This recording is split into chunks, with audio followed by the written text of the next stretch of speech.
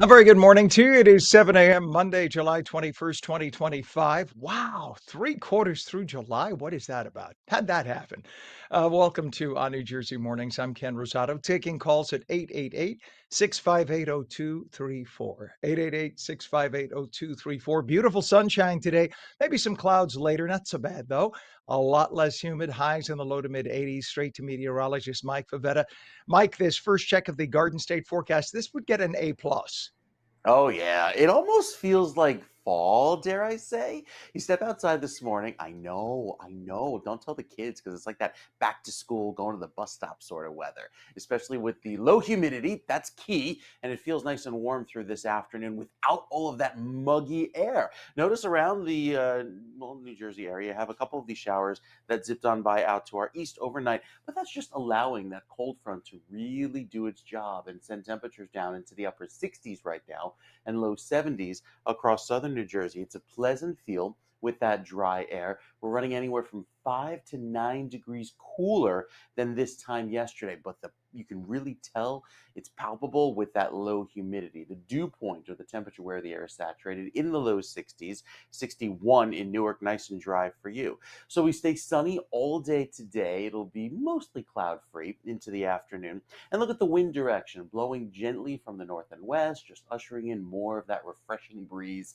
And it'll look great right through the end of the day. Even a little bit of a sea breeze developing later on this afternoon down toward the beaches. So we look great all throughout this afternoon with highs that will climb back into the mid 80s, but comfortable with the humidity as a few passing clouds move on through.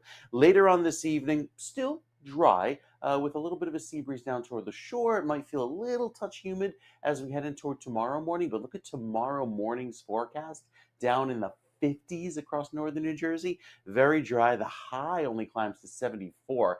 That is lovely for you up there in Sussex County, and even in Morristown, 75 as the high. And we keep it dry going throughout Wednesday. I think the humidity starts to come back by Thursday. You'll notice it then. It turns more muggy throughout the afternoon Wednesday. Highs climb into the 80s. And even going into Thursday, that's where we see those temperatures begin to spike back up into the mid 80s, even approach 90 degrees. So it doesn't stay like this for much longer. It'll still feel like July, back to the oppressive heat and humidity before you know it. Look at that. We're back up at 95, 96 degrees by Thursday afternoon, even 90s down toward Camden and Medford. And it's really hot and humid as well by Friday. So we get the muggy weather back in just a few days, and with it, temperatures start to climb back well above average as we approach the end of the week. We'll let you know how the weekend looks coming up because it was a gorgeous weekend across New Jersey this past weekend. Maybe we could do it again. Coming up, we'll take a look at the 7 day forecast, Ken, in just a few minutes.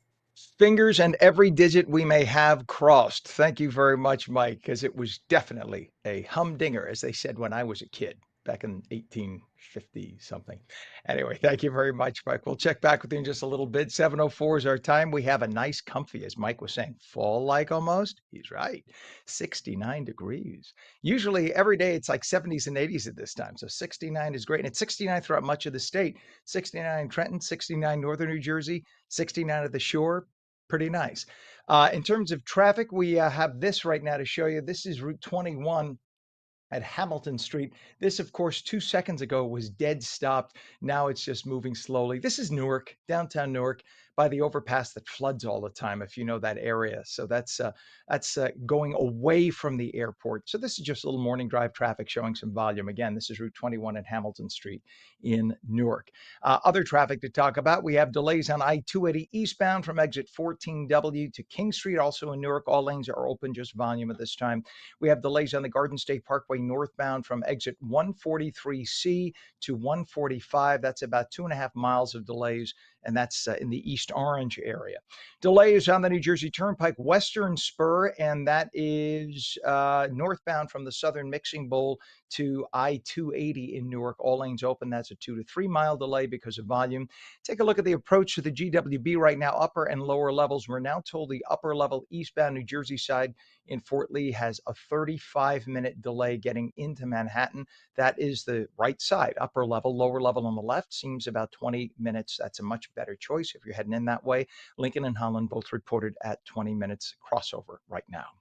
It is 7:05. An off-duty U.S. Customs and Border Patrol officer was shot in the face after being robbed by a moped-riding illegal immigrant in a New York City park Saturday. But he shot back, that officer did, and wounded his attacker. The suspect, Miguel Francisco Mora Nunez, a 21-year-old Dominican national with a lengthy rap sheet, had been let go in the past each time he got arrested, despite having a deportation order. Why? Because the sanctuary cities where he got arrested over and over again, they don't even bother. They're not even allowed to ask, are you here illegally? Do you have a citizenship? Nope. Had they checked, they would have seen he had a deportation order, but they don't give a flying F. So they don't care about you. They only care about other illegals. They don't care about you. This is the Democrat Party you people keep voting for. So this guy entered the US illegally multiple times. This guy was allowed in each time under the Biden administration, and he had a rap sheet from whence he came and here in the United States. Okay. Now, an officer, a Border Patrol officer, got shot in the face, could have been killed. Fortunately, he's alive. Mora, again, last entered the U.S. illegally via the southern border under the Biden administration. The 42-year-old federal agent who got shot and a female companion were sitting on a rock along Hudson River park or actually Fort Washington Park at the Hudson River in Manhattan. That's uptown, when they were ambushed by two men on a moped just before midnight. Both apparently illegal. One had the deportation order and the criminal rap sheet. He's the one who has the lengthy sheet. It's just unbelievable. And you know, the definition of insanity, it's doing the same thing over and over again, but assuming and hoping for a different outcome. This is insanity. You keep letting Democrats run these sanctuary cities and sanctuary states, and you get the likes of Governor Murphy. I got it illegal in my house. We'll keep her over the garage. I dare the feds to come get her. Okay, we're not saying that a 92-year-old granny who's here illegally is going to murder somebody, but the point is, when you let one in, you let everyone in. You don't know what they could be fleeing.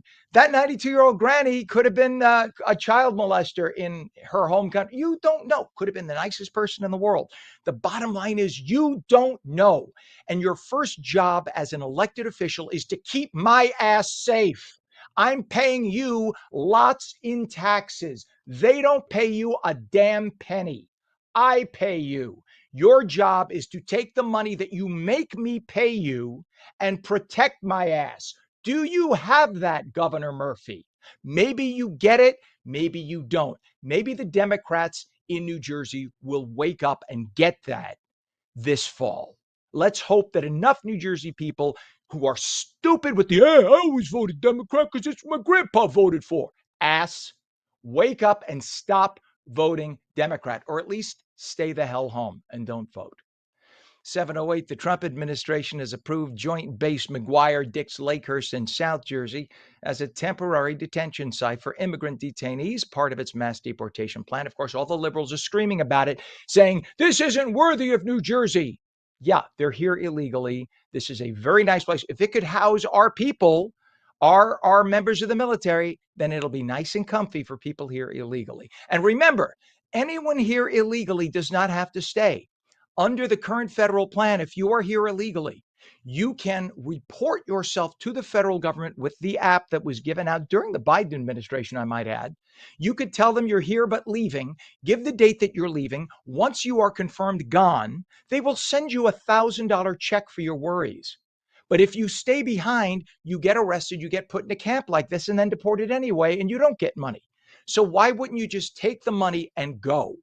Okay, but liberals don't want to hear that. They just think that Trump, Orange Man Bad, is knocking down the doors of citizens and non-citizens if they have Latino names and cuffing them and throwing them in detention facilities because they're Nazis.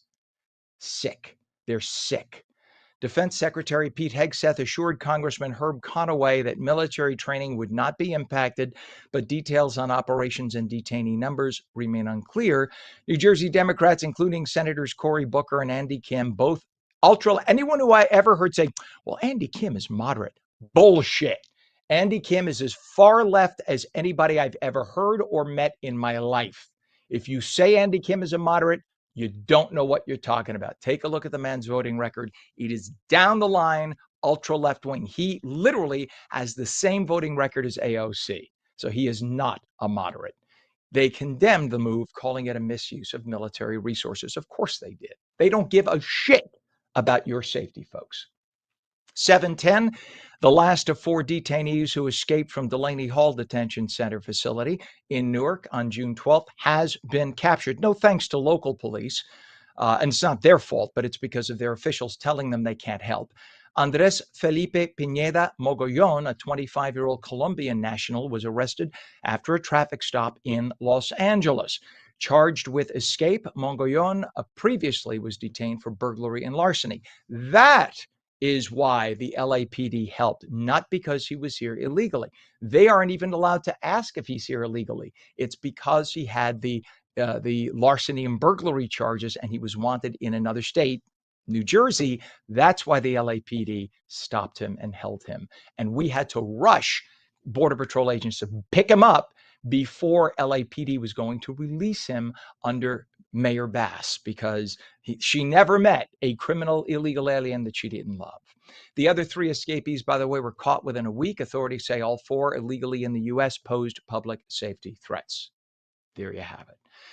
712, a tragic accident in Silmers Point claimed the life of a 14-year-old cyclist from Egg Harbor Township. The teen collided with a vehicle driven by a 47-year-old Philadelphia woman on Maryland Avenue near the bike path. Despite being airlifted to Cooper Trauma, the teen succumbed to his injuries. Police say speed and alcohol were not factors. Nobody in the car was hurt, and the teen's identity has not been released. Governor Murphy signed a law Thursday requiring new drivers to learn how to safely pass pedestrians and cyclists. You would think before you get a license, all of this stuff would be mandatory. I don't know. When I learned you had to pass a test. The unanimously approved legislation updates driver's ed to emphasize road sharing responsibilities. Every time you come upon a traffic circle, nobody knows the rules of the traffic circle. Look them up. I guarantee you don't know the rules. Guarantee, because every time I hit a traffic circle in New Jersey, and we have them all over, nobody understands who goes first. It's whoever is in the circle first gets the right of way. If you all get to the circle at the same time, the person to your right has the right of way. Otherwise, if you are in the circle, even the nose of your car is in the circle first, you have the right of way. Nobody seems to know that. Just saying. This all follows a 30-year high in pedestrian deaths with over 200 fatalities in 2024. The law, effective next year, aims at enhancing road safety and preventing tragedies, as highlighted by families impacted by crashes.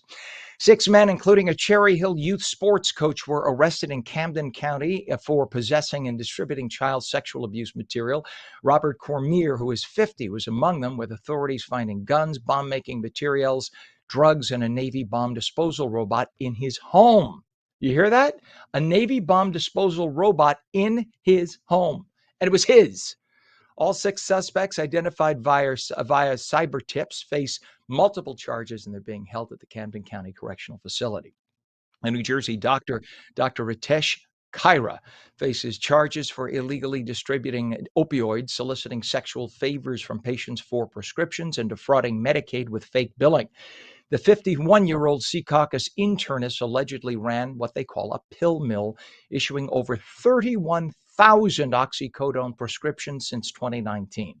Kalra, banned from practicing medicine now, appeared in Newark federal court, was released on home incarceration. Authorities urge potential victims to contact the FBI. Elizabeth is gearing up for a restaurant week from July 21st to 25th, celebrating its diverse culinary scene. So it is this week with the theme, Take Your Taste Buds on an Adventure. Diners can enjoy prefix menus at $25, $35, and $50 across Midtown, Elmora, the Port, and the Latin District. From Haitian to Portuguese flavors, the event boosts local businesses and sets the stage for the 2026 World Cup and Elizabeth's 250th anniversary. Visit goelizabethnj.com for details. Angelo's Pizzeria, a South Philly favorite known for its cheesesteaks and pizza, is expanding with a new location in West Collingswood Heights. The shop is taking over Dinick's roast pork and beef on Black Horse Pike, offering a full menu of dine-in seating as well. Owner Danny DiGiampetro plans to open 7 days a week with possible breakfast service. Wow. Reservations, or renovations, I should say, are underway with no set opening date. This follows Angelo's expansions in New York City and a planned location in Conshohocken. A cemetery is supposed to be a sacred final resting place, of course. So why would anybody dump there? Police in Keyport say somebody dumped a lot of construction trash in Green Grove Cemetery sometime earlier last week. Anybody with info has to call police. 7:15 right now. When we come back, New Jersey Globe editor David Wildstein will have the latest on New Jersey's political scene with the Inside Edge. Beautiful sunshine, less humid today, highs low to mid 80s. Meteorologist Mike Favetta will return with a full Garden State forecast. You're watching on New Jersey Mornings. Don't go away.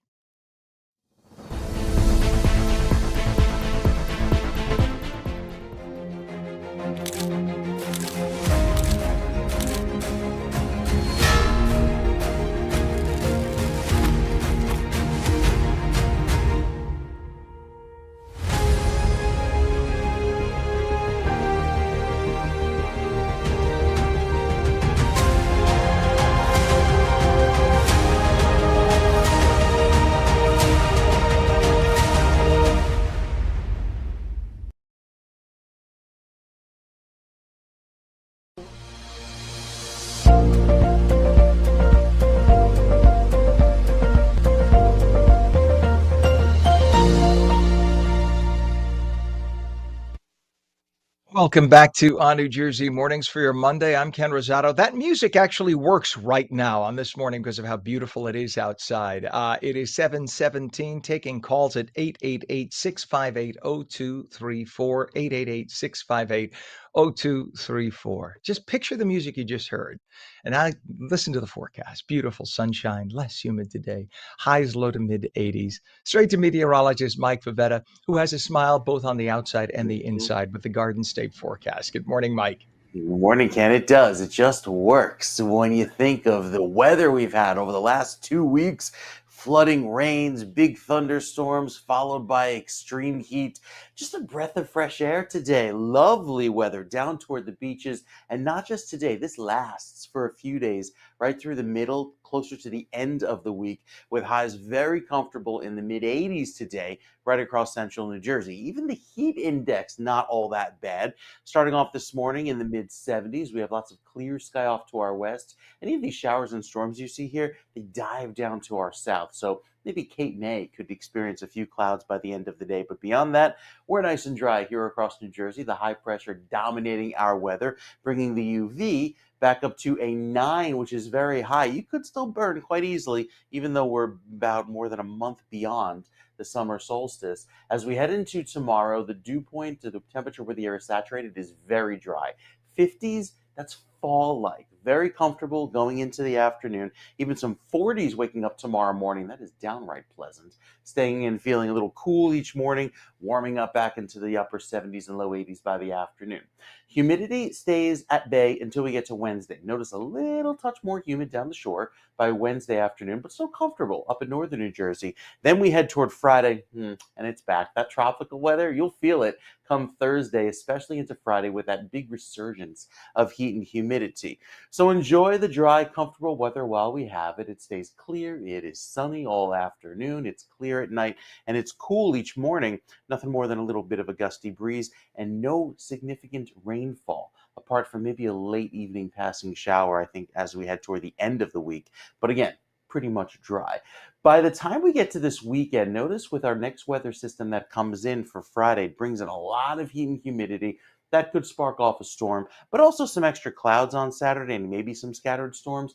Not to say this weekend will be wet, but there's an increased chance of showers and storms, especially as we head into Sunday, as the weather tries to clear out yet again by early next week. So overall, the weekend looking okay. Much hotter, certainly, and more humid as we head into Saturday, 94. That'll be warm, and then we cool off just a touch by Sunday with another chance of a passing shower by Sunday afternoon. So overall, the 7-day forecast looks great to start, but feels more like summer in New Jersey as soon as Thursday. So enjoy it while we can, and maybe we get a few more days out of this, Ken, before it's back to the, really weather.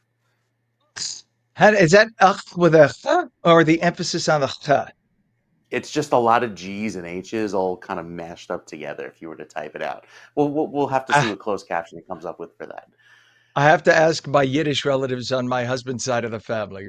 Somebody will know the yuck. Listen, you have to carry and put a little tilde over the thing there, and you get that sound. You know what I'm talking about.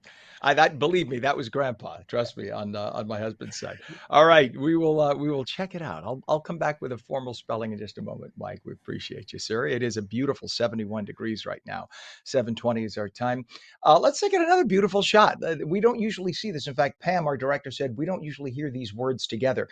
New Jersey Route 3, Route 17, and beautiful shot. You usually don't hear those things because usually at that intersection, you never get a beautiful shot, but we have one right there. So that is on Route 3 at Route 17, and things are moving nicely. Very strange. Now I jinxed it, I know. Let's see, we got a disabled vehicle on the turnpike inner roadway southbound north of interchange 8A, which is Route 32 in South Brunswick. The right lane is blocked. Crash on the Parkway northbound by the Driscoll Bridge in Woodbridge. One right lane is blocked. Delays at the Holland Tunnel, which we don't usually hear at this time, but we do have them right now. It's 15 to 20 minutes from the Tunnelly Circle into Manhattan. It's 20 minutes at the Lincoln. Let's take a look at the upper and lower levels of the GWB. We were having problems, and I guess we still do, with the upper level on the right. There was some kind of a disabled vehicle being worked on, so your better bet if you're doing the GWB, the lower level on your left there, that is going to get you 20 minutes in. It's 30 to 35 on the upper level. 722, the Republican National Committee has filed a lawsuit against New Jersey's Division of Elections, accusing the state of withholding voter roll and voting machine records. RNC Chair Michael Whatley claims officials are slow walking access to critical election data, undermining transparency. The lawsuit filed in state superior court alleges violations of the Open Public Records Act. The RNC has also called for a federal investigation into possible breaches of the National Voter Registration Act. The New Jersey Department of State declined to comment, no surprise. This marks another legal challenge by the RNC against New Jersey's election officials following an unsuccessful 2022 lawsuit. It is 722. A New Jersey Superior Court judge has approved a lifetime ban on former Senator Bob Menendez from holding any public office or government job in the state of New Jersey. The ruling, following Menendez's federal bribery conviction and 11-year prison sentence, also triggers a review of his state pension eligibility, worth over $1,000 a month. While his state pension is at risk, a loophole may allow Menendez to keep his federal pension pending appeals. This is New Jersey playing games. Now, I agree with this. Menendez, right, convicted criminal, but he was convicted on federal charges.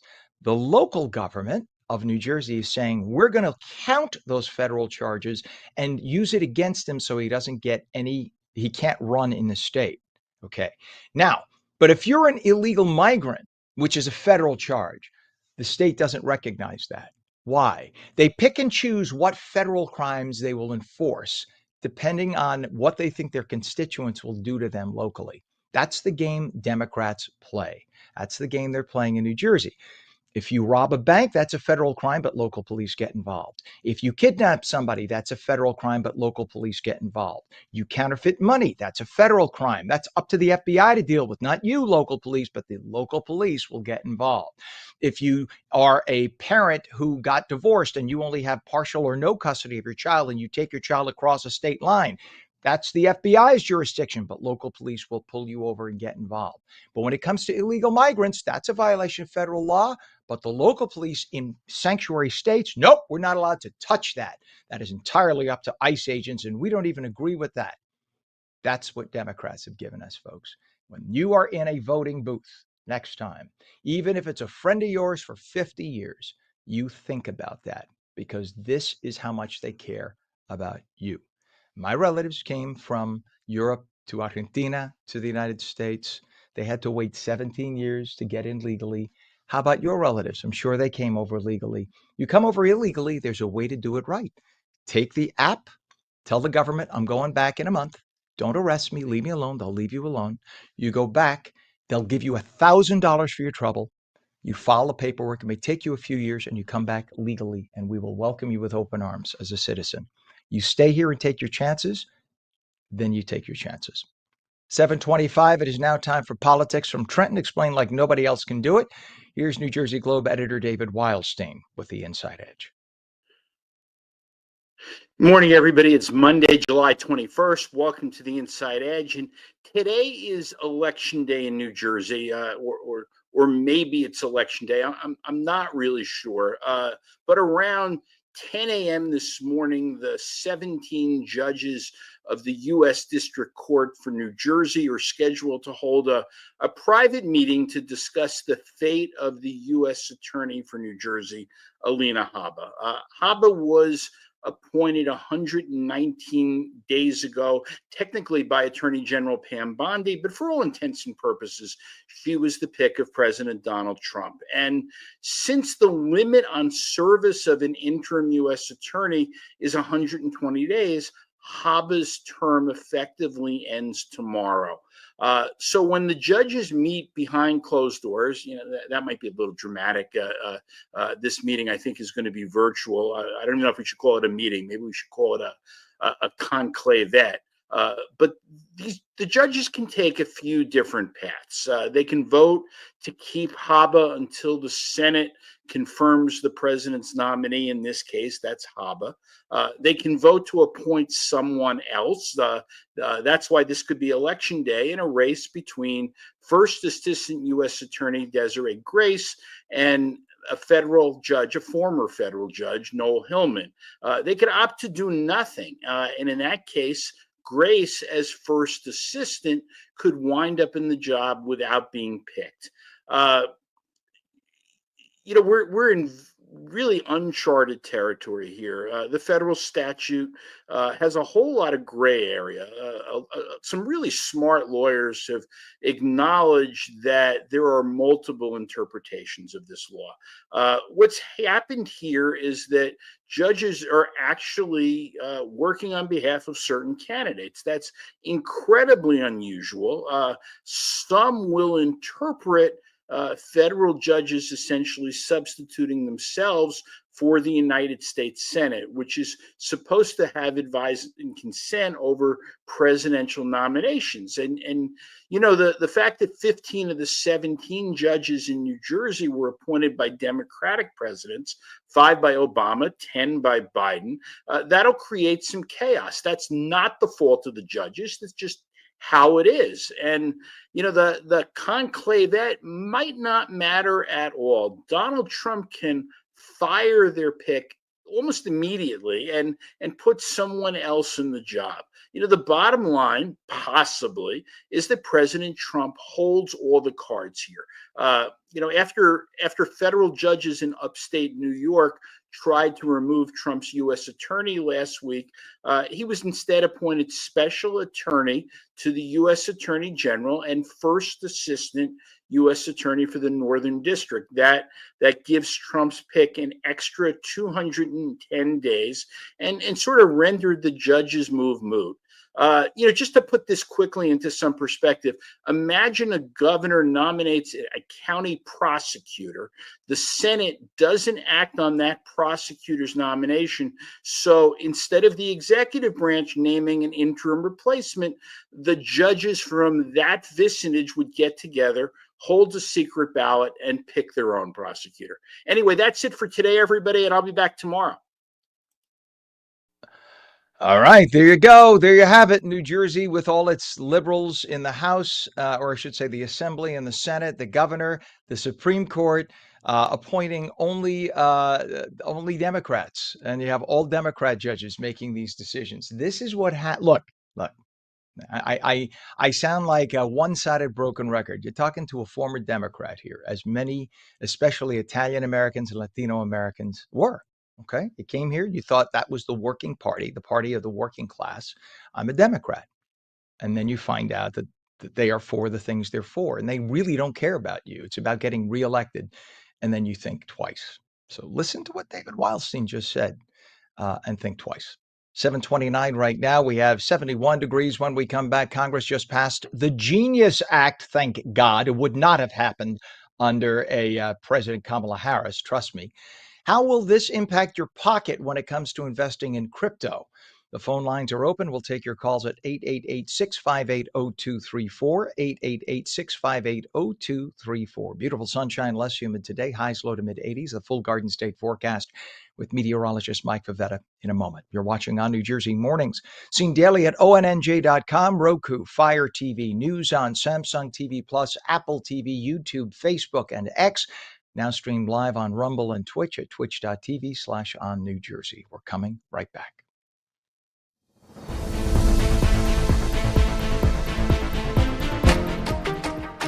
Hi, I'm Jeanette Hoffman, host of Energy Matters.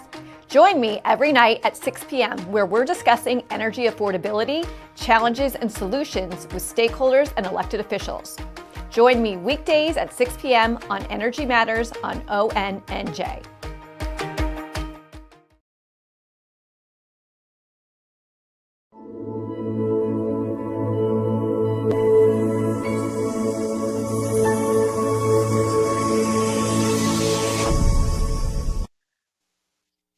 Very good morning. 70 degrees, 7:31, Monday, July 21st, 2025. I'm Ken Rosato. Welcome back to On New Jersey Mornings. Beautiful sunshine, less humid today, highs low to mid-80s. Meteorologist Mike Favetta with the detailed Garden State forecast. Good morning, Mike.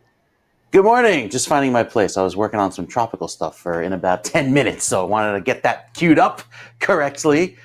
Tropics are acting up, so it's a little, it is as we approach the peak of hurricane season. Yep. Yeah, we'll get to that in just a bit. Nothing in the Gulf of Mexico, but down toward the Atlantic Basin could be some areas to watch over the next few days. Still weeks away for seeing anything significant. Our forecast here in New Jersey, quite the opposite of tropical. Feels like fall around here. Dry and pleasant, beautiful weather on the way for today with much less humidity, even still for tomorrow. So it's this persistent drying trend that gets us more and more comfortable as the week goes on.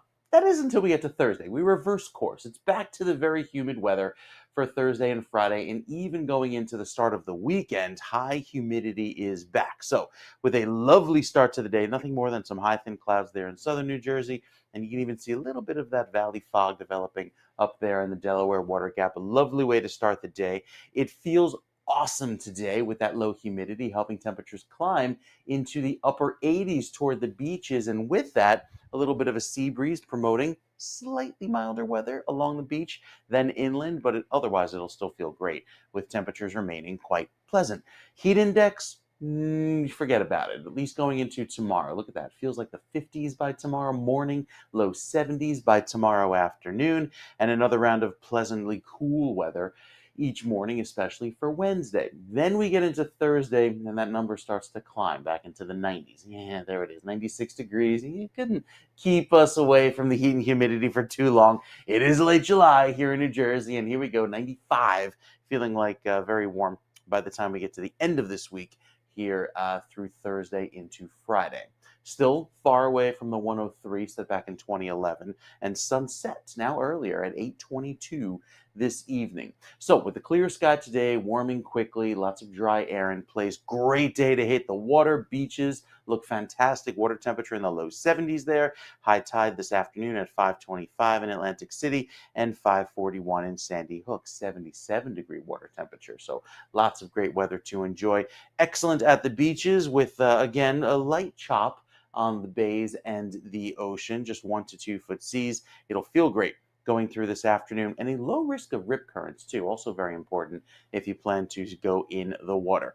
No severe outlook today or tomorrow. We are nice and dry and clear in that sense. And there's the front that swept through last night, providing us with this lovely feel. High pressure in control. That'll keep us clear going through tomorrow and Wednesday and Thursday. And then as it starts to slide well offshore, that's where the humidity starts to creep back in with that southwesterly breeze come the end of the week. So Thursday, Friday timeframe, yeah, it gets humid yet again. You'll see that on the 7-day forecast with temperatures jumping back into the low 90s on Thursday, upper 90s by Friday. Friday's going to be hot. It'll feel like it's around 100 again throughout the afternoon, and stays in the 90s again through Saturday. So a very hot start to the weekend with some showers and storms, not really cooling off all that much in the upper 80s by Sunday. The shore points have a lovely start to the week, beautiful all throughout Thursday, and then even for you down the shore, Friday gets hot, 91 on Friday, 92 on Saturday. But again, limited chances of rain, so very pleasant, lots of great weather to enjoy and dry out. Got to keep those gardens watered. I see the zucchini plants by the end of the day just kind of going like this after just a day of not getting water. So it's this is the kind of weather, especially with the dry afternoons, that things could dry up pretty quickly. But tomatoes are already coming in, so that's some good news. We're like in the peak of summer harvest season here in New Jersey, Ken. So it's looking great all across the state. See, I tried growing them in a pot this because I'm in a townhouse now. So I have my tomatoes in a pot and something got to them. Either they got Oh waterlogged with no! all the rain we had way back or bugs or something. Yeah, So they're this funky color and they're all little, Mike's camera went down.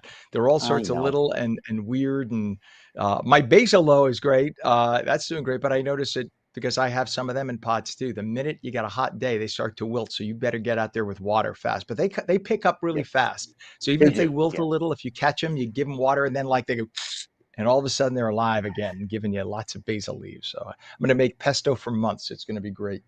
All right, sir. Thank you very much. We appreciate you. 70 degrees right now. It is, where is our time? 7:36. In terms of traffic, take a look at this. This is I-80 at Madison Avenue. This is Pam. It's actually Patterson. We were thinking this was Morristown. It's actually in Patterson. So you could see the folks on the right side are actually headed south, and the people on the left are headed north. You could tell by the direction of the shadow by the car. Somebody's giving the headlights, telling you got cops back there.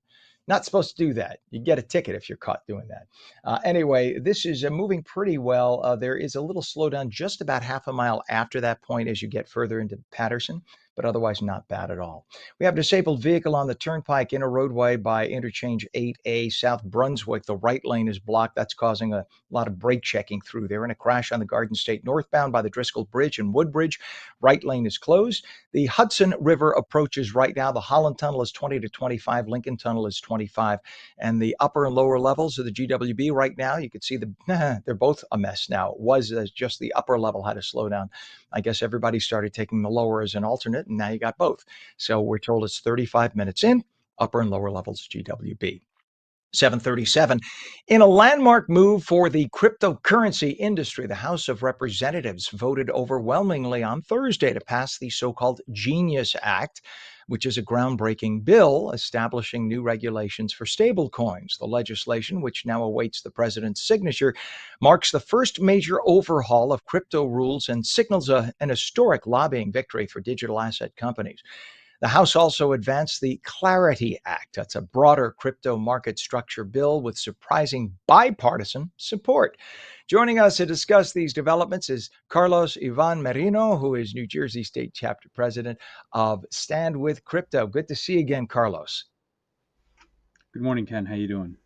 I'm great. Thank you. There was a point 2 weeks ago, it was looking like it was kind of 50-50 whether this would pass. So I am very happy, as I'm sure you are, that the Genius Act and the Clarity bill passed. So the Genius Act's passage had strong bipartisan support. I think that surprised people because Minority Leader Hakeem Jeffries, who is younger and knows what crypto is about, he's being called an historic, or he called it an historic win for the crypto industry. So what does it mean for stable coins and why is it so significant for people who want to get into digital assets? Thank you, Ken. So pretty much what I could tell you is that for consumers, for Americans nationwide, this is a huge win because, three big changes are going to happen. There's going to be first, like cheaper transactions, because normally when people use their credit cards, they have to pay 2 to 3% per transaction. But with stable coins, that's going to be cut to pennies. And pretty much those savings are going to go back to the consumers. The second thing is that there could be faster payments with like bank transfers. So normally if you were to wire money, if you were going to be paying $25, let's say for like a wire transfer, because you're going to be using like stable coins, it's going to be a lot cheaper and it's going to be also a lot quicker. And then the last thing pretty much is that when you look at here in New Jersey, like, and pretty much nationwide, like people, when they hear crypto, they would, be afraid, scared. But now there's consumer protection within this bill, which means that like these are not unregulated crypto tokens anymore, because every digital dollar, so the USDC or USDT stablecoin, so it's backed by real dollar reserves. So, there will be federal oversight, and there's also regular audits. So this is a huge win for everyday consumers.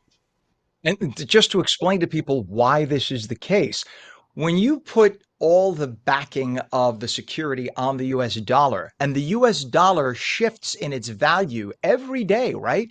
The US government prints more money, that lowers the value of each dollar. Federal, I should say, international, other countries, sometimes the pound or the sterling pound, I should say, in Britain, or the euro is higher than the dollar, right? So during the course of a day, the value of a US dollar goes up and down.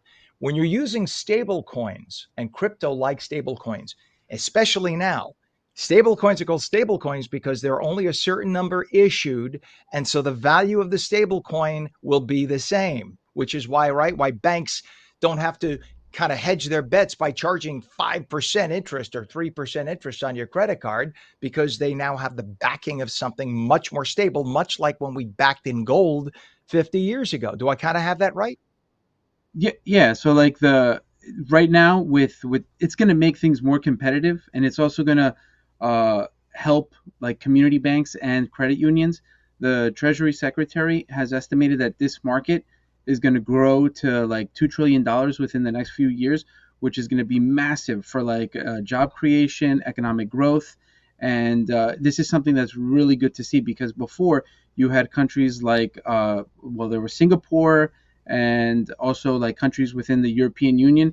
They had frameworks already established, and the U.S. was falling behind. But now with something like this, the U.S. is going to be taking the lead. So this is definitely Wasn't a there good also a Central American country, Carlos? Wasn't it either El Salvador or Costa Rica? I think, didn't they change over, and that's like their national dollar, if you will, now. One of them, if I'm correct. If you don't know, it's okay. I just recall that. I was going to say, so El Salvador, they're using Bitcoin as a reserve currency. But like, I wouldn't be surprised if more people start using, like stable coins as forms of payment. I have seen some pictures online where people in Bolivia are using US dollar like Tether as a form of payment. Like you go to the shopping, like the grocery store, and you'd see like the price in US dollar Tether coin. Yeah, So and it's interesting. Cuba's been doing it. Cuba's been doing it even since before the revolution. You can use Cuban money if you're from Cuba. That's what the government gives you, communist government. But otherwise, if you're from anywhere else in the world, you use dollars. There are dollar stores in Cuba, and there always have been, and you can get the Yeah. better stuff if you go to the dollar store. It's just amazing. But this is in an era when nobody is bipartisan, where people pick their sides. You had Democrats and Republicans coming together. Nancy Pelosi, Hakeem Jeffries, even there was only some. I think Maxine Waters had some opposition for whatever reason. And I mean no disrespect to Congresswoman Maxine Waters, I think she may not have just understood. When you have a Nancy Pelosi, who, by the way, does really well in the market, wink, wink, and her husband is the head of a banking company. I mean, she knows investments. She's done very well with investments, and she backed it very strongly. So the crypto industry is here to stay, and now it certainly is. Your perspective now at Stand with Crypto, how has this advocacy helped shift the narrative? Because I think 5 years ago, without an organization like yours, this would have never had a chance of passing. So yeah, like I have to say that it's been incredible. The work that just a lot of the advocates here in New Jersey have been doing, and then not just in New Jersey, but throughout the U.S. Like just reaching out to their like congressional representatives, like either making phone calls or sending emails. This has been very big because like again, education is a huge part of it, and like I do hope that people do educate themselves on this, because this is only just a huge win. This is a huge win for, I would say, for like not just New Jersey, but for people in across the U.S. because like what is coming is going to be huge, like in terms of making payments, and also like making investments or any type of business, whether it's large or small. There are going to be a lot of benefits that are going to really help, and it'll grow the economy and create jobs, which is most important. Absolutely. And give stability. It really will give. I think we had stability in the dollar until we started getting into $30 trillion in debt. Once we did that, all bets were off because people don't understand. They think that the government can just print more money, but every time they print more money, the dollar in your pocket and mine is no longer worth a dollar. It's then worth 70 cents and 50 cents and 20 cents. That's the problem. But when you have stable coins, there's something just like 100 years ago when we had gold and silver. We have stable coins today. That now gives us a standard and it tethers something. It tethers, gives some value to the dollar and stability. Carlos, what's a website where people can get more info? Because we love your organization. They can go to standwithcrypto.org to get more information. That is great. Standwithcrypto.org. Carlos Ivan Marino. And if you have any questions, I'm sure you can call Carlos up. He'll explain. Carlos is the New Jersey State Chapter President of Stand With Crypto, a friend of the show. Thank you so much for being here. And congratulations to everybody, not just the organizations with crypto. It's good for everybody in America that this all passed. Thanks for being here, Carlos. Thank you. You bet. It is 7:46, and we have a beautiful 72 degrees dry today. When we come back, an iconic bird is struggling to survive in the Garden State. We'll talk with a researcher working to save the beautiful osprey. Beautiful sunshine, less humid today. Highs low to mid 80s. Meteorologist Mike Favetta returns with a full Garden State forecast. And we'll take your calls at 888-658-0234. You're watching on New Jersey Mornings. We'll be right back.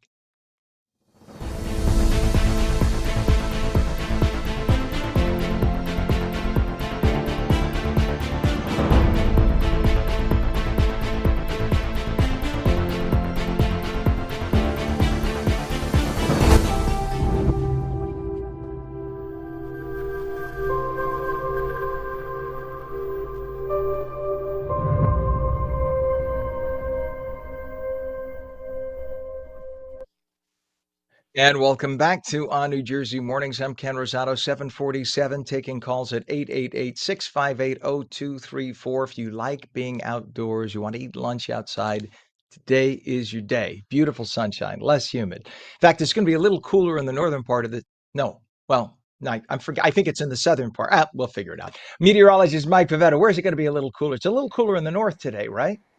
It is. It is. It started off in the 50s in northern New Jersey, and we could have some 40s on tap early tomorrow morning.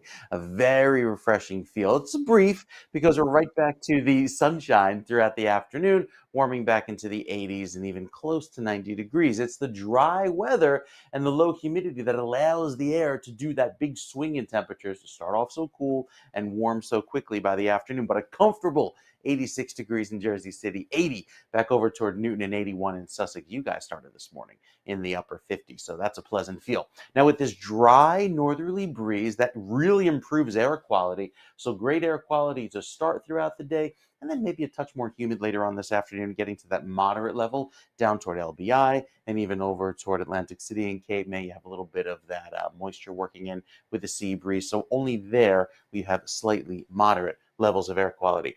Down toward the tropics we go. This is the Atlantic Basin. You see South America right there. And this area of yellow may be our next area of development as the Gulf of Mexico turns nice and warm. It warmed up a degree over the last few days, now up to 85 degrees. So still waiting to see the next named storm, which would be the letter D for Dexter. That's our next named tropical system that has yet to form. Lots of heat back over toward the west here in New Jersey.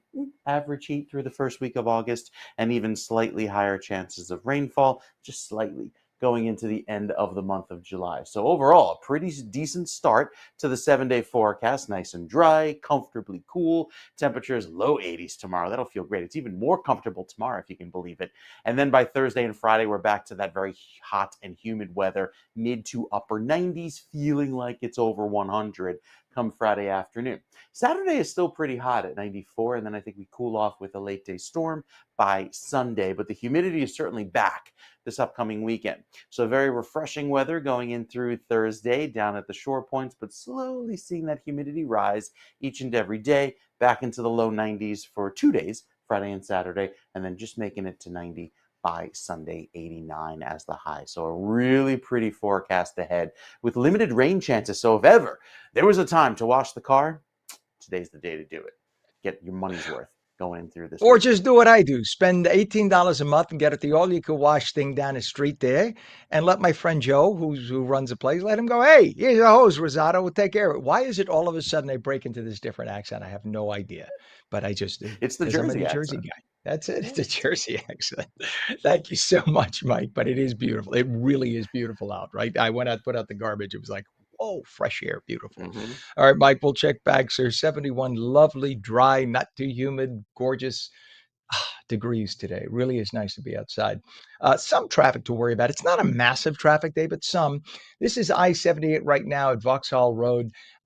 We have some traffic there because there are issues now for folks headed into the Holland Tunnel. Apparently, right now we have a disabled vehicle at the South Tunnel, and that's causing backups all the way to 78. So this is what you're looking at as a result. So if you're making your way to the Holland Tunnel, the residual delays go right into Route 78 as a result. We have a crash in a vehicle off the roadway on the Garden State Parkway. This is way down south, down ashore. That's northbound, though, by exit 38A, the Atlantic City Expressway, Egg Harbor Township.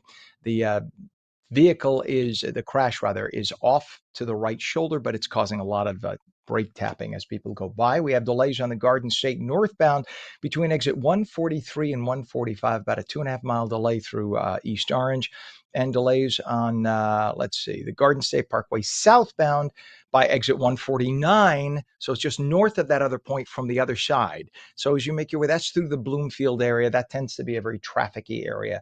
It connects to Route 3 near that vicinity as well, and that tends to be a little trafficy. Let's take a look at the approach to the Hudson River crossings. We're told right now Holland Tunnel has issues, as we mentioned, on I-78. So the Holland is now 30 minutes across Lincoln 25, and this is the upper and lower levels of the GWB, upper on the right, lower on the left.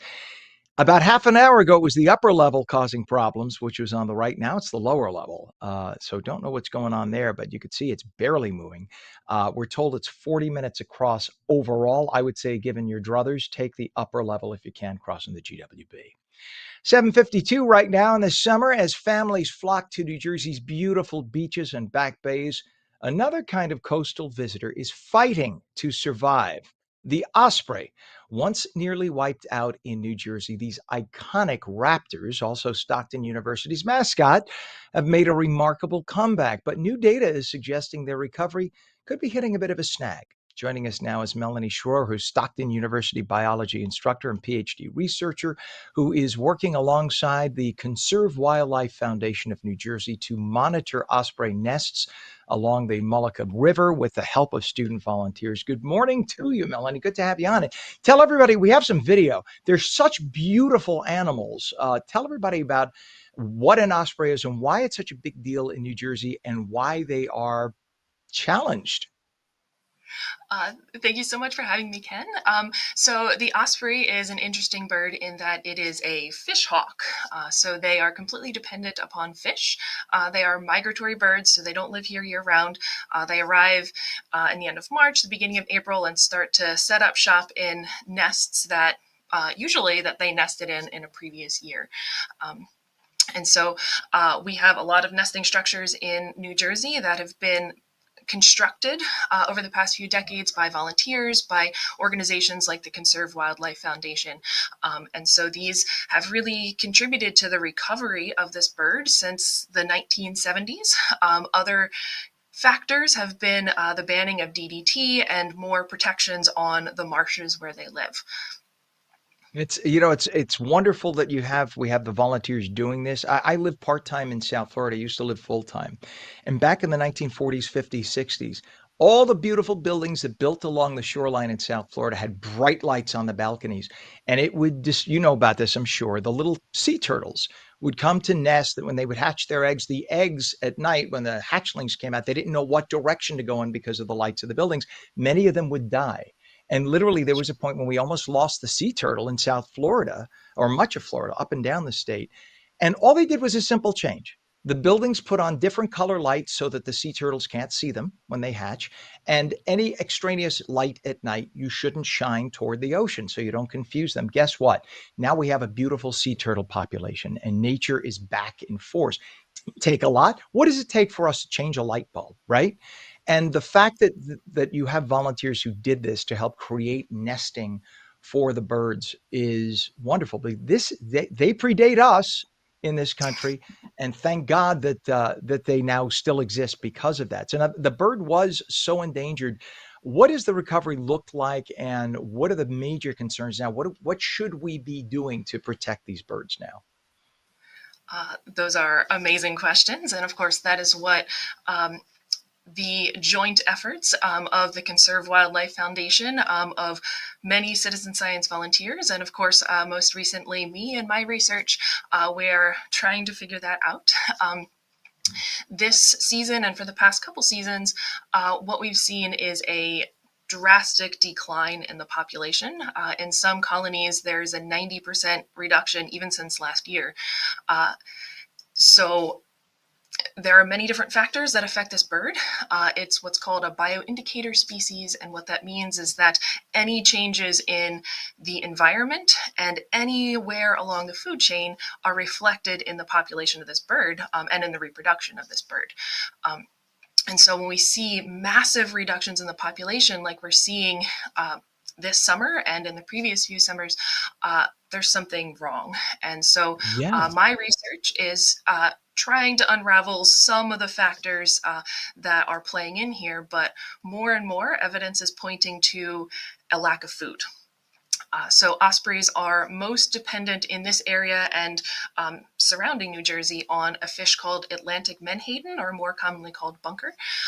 And this fish isn't just important for ospreys, it's important for dolphins and whales and striped bass and humans. And so Right. there is a huge fishing industry dependent upon this species, and there has been for quite some time. We harvest this fish for fish meal to feed fish and fish farms, as well as to create fish supplements, fish oil supplements. And so huge industry based on this fish. And so it would seem that the populations are collapsing. And in nearby areas, such as in the Chesapeake Bay, there's research that shows that any fluctuation in Atlantic menhaden is reflected in a lower osprey population as well. And so more and more evidence is supporting the fact that a low menhaden population causes a reduction in osprey population. This is something that should be terrifying. People should open their eyes, because this is almost like the old saying of the canary in the coal mine. If the ospreys are dying out, there's something we need to open our eyes to and figure it out fast, because this will impact all of us. First them and then us, and all the other natural wildlife, etc. If this is a big problem, when 90% of a species you decline by 90%, that's not a little bit. That's not a fluctuation. That should be terrifying. Whether it's that we're building too much along where they get their food, or we're killing off their food supply. If we have toxins going into the water, I'm sure you're researching all of that to figure it out. Or if it's climate change impacting fish migration, and so they can't get their food. I mean, our meteorologist, Mike Favetta, studies that himself a lot. This is something that we all need to wake up to, especially New Jersey, because we have so many natural estuaries and our water communities and our fishing communities. We need to wake up. They're doing us a favor, in essence, by not that we're happy that they're declining in population, but they're alerting us. And if we ignore that, then it's to our own peril. So you work closely with the Stockton students on this. What's it meant for them to be out in the marsh doing all the field work? So Stockton has a very open door policy when it comes to including students, undergraduates in particular, in research. And so we just love having students out. It's a joy for me to work with students and to hear their different perspectives. And they're always, giving me ideas, teaching me so much as well. And the handful of students that have had the opportunity to come out with me so far have just been overjoyed at the opportunity to be involved in the foundation of what's going to be hopefully a long-term research project, and just the chance to get up in the ladder, to look in the nests, even the opportunity to hold chicks. So they've really enjoyed this opportunity, and I love to work with them as well. I can tell. I can tell you have a passion for what you do, and it's contagious. It's a wonderful thing. Thank God for people like you, for people who do this work, and for people. Maybe, hopefully, you'll inspire some younger people who are thinking about a career. I could tell by your passion, it's a wonderful career, and you enjoy it. And thank God again for you, because you're helping all of us and wildlife, of course. So it's so important. How can New Jersey residents support this work or get involved? What's a website where they can get more information, Melanie? Absolutely. There are so many different opportunities. One is to become a volunteer for Conserve Wildlife Foundation. You can go on their website, conservewildlife.org, and get in touch with Ben Wurst, who is the leader of the ONNJ Osprey Project. And so you can go out there and you can monitor nests. If you don't want as official of a capacity, you can go onto osprey-watch.org. And if you are near a nest, you can actually go on there and you can log your observations at your convenience. Also, there are, as we were talking about, many different variables that impact these birds. And so just being aware of conservation efforts to protect the marshes where most of these birds live, to support efforts to manage species like Atlantic menhaden, which of course are such an important species for ospreys and so many other species in our area and beyond. So just being aware, being supportive of conservation efforts, and of course, not littering, that kind of stuff. And yeah, we in passing we say that, but yeah, hello, underline, full stop, exclamation mark, don't litter, clean. And how about this? Bring a bag with you, a big plastic bag. And this is the one good use for a plastic bag. Pick up crap you see on the street, on the beach rather, and take it and throw it out properly. You're saving birds, you may save fish, you're saving wildlife, and it looks a lot nicer too for everybody else. It doesn't take but a minute to do. Everybody does a little bit like that. A much better situation. Thank God for you, Melanie Schroer. It was great to have you on. Please come back. Stockton University biology instructor, PhD researcher. Thank you so much for joining us this morning. Thank you so much for having me.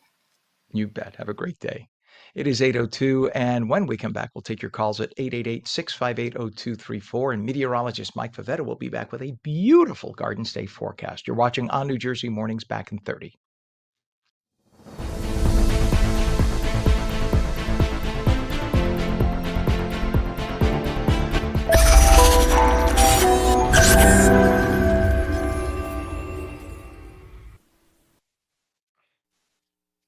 A very good morning, 8:03, Monday, July 21st, 2025. Welcome back to ONNJ Jersey Mornings. I'm Ken Rosato, taking your calls at 888-658-0234. Beautiful sunshine, less humid today. Highs low to mid-80s. Let's head to meteorologist Mike Favetta with a check of the Garden State forecast. Mike, I'm making a caprese salad and going and sitting out back. I think it's nice. Wow. This is the day to pick some of that basil, slice open one is. of those tomatoes, maybe a I little fresh know. bocconcini, and enjoy. I had some basil in the watermelon salad yesterday. Just all things summer. Yeah, Do you do nice feta way to cheese start or off you the day. mozzarella with that? I'll do a little bit of crumbled feta in there, so kind of Yum, switch it up all across the yum. European continent, if you will, and Yes, with Mediterranean all the way. Schwitz no more weather, because I took our previous forecast with the Yiddish and fed it into AI, and it's like, oh, let's generate a hashtag Schwitz no more. That's the forecast for today. Schwitz no more through this afternoon. So yeah, useful for something. When in check, it can be a little throw a little color into your morning, and it certainly does. Beautiful skies outside today, especially as we begin nice and dry with temperatures that are cool, and low humidity lasts all throughout this afternoon. So lots of sun today, warming to 79 right now in Newark. It just doesn't feel like that very humid and hot 79 degrees we become so accustomed to. That refreshingly cool breeze early on this morning, and the low humidity feels very pleasant. It's about 2 degrees cooler than this time yesterday up in northern New Jersey, and the humidity is in check. Anytime the dew points are in the low 60s, that's comfortable, but it gets even drier going into tomorrow. As we start off the day, a light northwesterly breeze into the remainder of this afternoon will continue to feed that dry weather through the day and keep any storms at bay. A little bit of a sea breeze down toward the shore keeps you cool each afternoon, and another round of refreshing breezes for tomorrow as well. So great weather on tap this afternoon. Lovely air in place. Temperatures climbing into the mid 80s. It's just not going to feel like the mid 80s like of days past, because with that low humidity, it's actually quite refreshing. Tomorrow afternoon, we get another round of warm weather after a pretty cool start. Look at how we dipped down into the upper 40s here in northern New Jersey briefly before quickly climbing back into the upper 70s. So great weather again for your Thursday and Wednesday as well. Sunshine all throughout. Maybe some more clouds by Wednesday afternoon, but beyond that, we're running dry. The futurecast beyond that, going into Thursday, I think we start to see the humidity creep back in ever so quickly. It'll be a fast change, especially with the clouds that return for Thursday morning, the high humidity that comes back by Thursday afternoon, and the temperatures up in the 90s just 3 days away. So enjoy this little fall break that we have with the comfortable weather, because it gets hot and humid again. Really? Oh, I guess I forgot to change it. Gets hot and humid again going into next week. So I'm having so much fun with AI, I'm forgetting to reset the camera. That's an issue there. Should have a little It's timer on that. cooler. It's cooler in the It is dark, cool. Mike. That's the way you can look Yeah, at it it. is. See that? Might pull down the See? shade when you aren't looking. All right. Thank you very much, sir. We appreciate it as always. We have a little bit of traffic to tell you about now. Not a lot, but what's funny is it's really happening now more at the crossings. But let's tell you about this first. We have a vehicle off the roadway on the turnpike northbound, north of Interchange 4. So that's down toward Philadelphia more by Mount Laurel Township. All lanes are open. The vehicle's on the right shoulder right now. Now to the Hudson River crossings. Delays at the Lincoln Tunnel, the center tunnel eastbound because we have issues apparently from the New Jersey side. They're not explaining what it is, but it's taking 25 to 30 minutes at the Lincoln. We also have 25 to 30 minutes at the Holland. There was an earlier disabled vehicle in one of the tubes. And we have, take a look at the upper and lower levels of the GWB. This is wide open now. So literally, right, 15 minutes ago, Pam, our director, said, where'd they all go? Look at that. There's the car on the screen. Literally 15 minutes ago, you couldn't move. You didn't budge. Now it's fine. So they're down to 15-minute crossover time. It was 35 to 40 as of the last report. Now it's 15 minutes at the GWB. Have at it. There you go. You have my blessing. It is 8:07. An off-duty U.S. Customs and Border Protection officer was shot in the face after being robbed by a moped-riding illegal immigrant in a New York City park on Saturday, but he shot back and wounded the attacker. The suspect, Miguel Francisco Mora Nunez, a 21-year-old Dominican national with a lengthy rap sheet, had been let go in the past each time he got busted, despite having a deportation order. Why? Because the wonderful folks in these sanctuary cities are not allowed to inquire whether he had a deportation order or if he was here legally. They just look at any domestic crimes he may have committed. And he had a rap sheet. He should have been gone, but he kept getting let go. Mora entered the U.S. illegally via the southern border during whose administration? Everybody? Biden. Mr. Otto Penn himself. The 42-year-old federal agent and a female companion were sitting on a rock along the Hudson River in Fort Washington Park in Manhattan. It was just after 11 p.m. They were ambushed by the two men on a moped. Luckily, again, the ICE agent or the Border Patrol agent was armed and he was able to shoot back, but the Border Patrol agent was shot in the face. 8:08, the Trump administration has approved Joint Base McGuire-Dix Lakehurst in South Jersey as a temporary detention site for immigration detainees, part of its mass deportation plan. Again, for everyone saying, we shouldn't be putting these people in these centers. You're right. And you know how anybody who's here illegally cannot end up in one of those centers? Anybody want to help me out? I'm waiting. Okay. See, what you do is you get the app that the Biden administration was saying you could use in order to have a court case 9 years from now to see if you could stay in the country. That same app, and they figured out, illegals figured out how to come here. They somehow got the money to come here. They got here. They ended up in our cities, and they got that app. So now use that app. So Democrats will make you think they don't know how to do this. Use that same app, and now you could tell the federal government, I am leaving in 6 weeks. Leave me alone. Don't come after me or my family. Once you cross back over the border, you can then request $1,000 US check for your services for going back on your own. You're saving us time and money. Okay? So nobody else in the world would do that, but yet Democrats, which have you think the mean old Republicans are just evil. Defense Secretary Pete Hegseth assured Representative Herb Conaway that military training will not be impacted, but details on operations and detainee numbers remain unclear. New Jersey Democrats, of course, including Senators Cory Booker and Andy Kim, both as far left as they come, literally voting right down the line on all things AOC. So don't think that they're moderate. They're not. I know them both.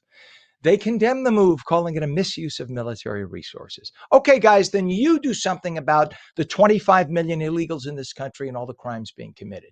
You do it. You do something about the fact that I can't send my kid to a school because half the school is now illegals who are collecting, they're getting free meals on my dime.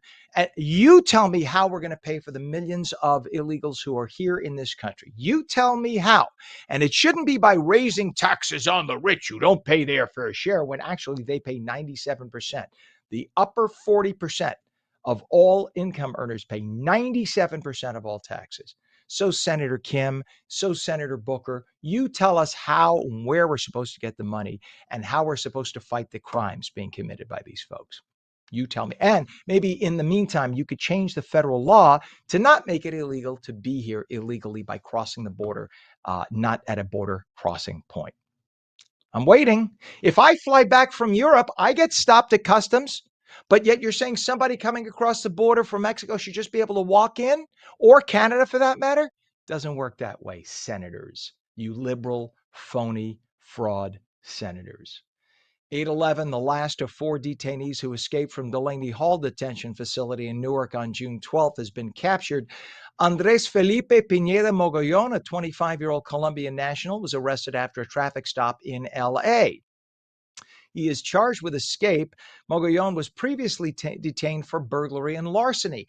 Now, had he not been charged with New Jersey crimes of burglary and larceny, the ultra-leftist government of California would have never stopped him and held him.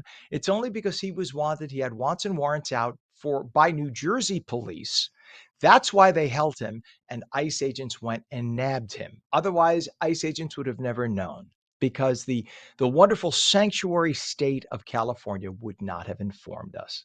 The other 3 escapees, by the way, have already been caught. They were caught in the first week. Authorities say all 4 are illegally in the U.S., and they posed public safety threats. They were all criminals. They all committed crimes on top of being here illegally. They all came here multiple times illegally and committed crime after crime. But we're afraid to inquire.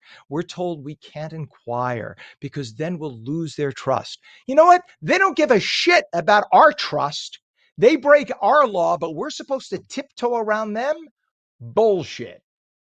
8/13, a tragic accident in Somers Point claimed the life of a 14-year-old cyclist from Egg Harbor Township. The teen collided with a vehicle driven by a 47-year-old Philadelphia woman on Maryland Avenue near the bike path. Despite being airlifted to Cooper Trauma, the teen succumbed to his injuries. Police say speed and alcohol were not factors. No one in the car was injured, and the teen's identity has not been released. Police in Patterson say they've arrested a 26-year-old man, 26-year-old Jaime Porter, for shooting a 55-year-old man last Wednesday. The shooting happened on Madison and 12th in Patterson. The unidentified victim was rushed to St. Joseph's Hospital. Officials say Porter is charged with attempted murder and weapons charges. A cemetery is supposed to be a sacred final resting place, so why would anybody dump trash there? Police in Keyport say somebody dumped a lot of construction trash in Green Grove Cemetery sometime early last week. Anyone with information should call police. The FBI has announced the capture of the 4th detainee who escaped Newark's detention facility. We just did that story. I'm sorry about that. The computer just did what we officially call a burp. Remember the story that we brought you last week when police arrested a North Bergen woman who was being forcefully blocked by left-wing protesters at a Fairview intersection? Police now say that woman was assaulted by the man you see on the screen there. That man approached her car, spit in her face. And by the way, it wasn't the first time he did it that day. He apparently spit in the face of somebody else, according to police. That other person took off to get away from him. That man has been arrested. He is 26 years old. He looks older than that. He is Giancarlo Pontecorvo. He spit in the woman's face, according to police, when she appeared upset that the protesters would not let her pass through the intersection. Go figure. You're in a car at an intersection. You think you should be able to drive through the intersection, but the protesters believe, no, they have a right to block you. No, they don't. It's illegal. Well, they say the incident happened minutes after Pontecorvo spit in the face of another person, as I mentioned, who was trying to walk past the protesters. See, you could protest all you want, but you can't block people from walking on the sidewalk, and you can't block people from driving on the street. That is illegal. That's when you cross the line. And you certainly can't do what Pontecorvo and his group of ne'er-do-wells did, and that is surround a car, pound on it, threaten a person, and dare to take them out. At that point, she did what any normal human being would do. She tapped her brakes to get forward. Linda Rogel there, she's 62. She's from North Bergen. She tried to get away because she was terrified, and police arrested her. They arrested her for reckless driving charges because she rolled over the foot of that fat tub of crap right there that you see Pontecorvo. If you look at the circumstances, you would have done the same thing. If it was your older mother, your sister, your wife, who was in a car alone and 15 ne'er-do-well protesters screaming and chanting and pounding on the car came up, what would you have them do? I would have her roll over their corpses, because that is what you do when your life is in jeopardy. In the state of Florida, in the state of Texas, if you surround a car and you pose a threat, you can run them over. That's the law. New Jersey, we seem to say, nope, sit there and take it. Let people pull the meat from your corpse, because New Jersey Democrats are absolutely certifiably insane and they do not care a lick about you. 8:16 right now, 71 degrees when we come back. Google is making more investments in the future of your technology. Brand and digital strategist Fisher will join us with that and more. Beautiful sunshine today, less humid. Highs low to mid 80s. You're watching ONNJ Mornings. We'll be right back.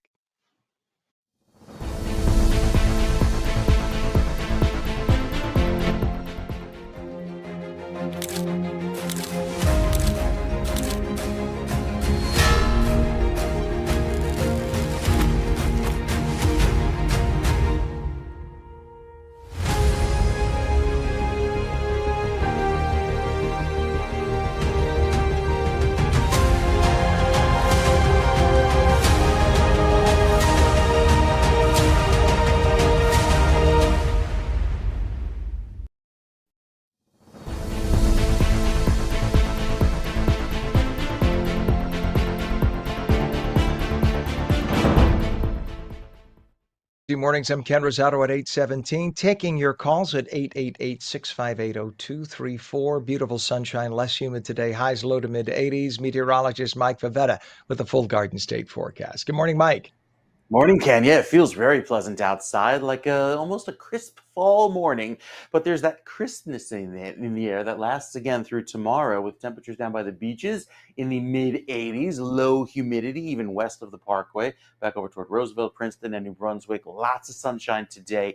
Very few clouds, if any, going into this afternoon. And even the heat index, only 81, feels basically where the temperature is at this hour at 8:18. Back over through Morristown on the green, 73 for you, up towards Sussex, 72, and 77 in Mount Holly.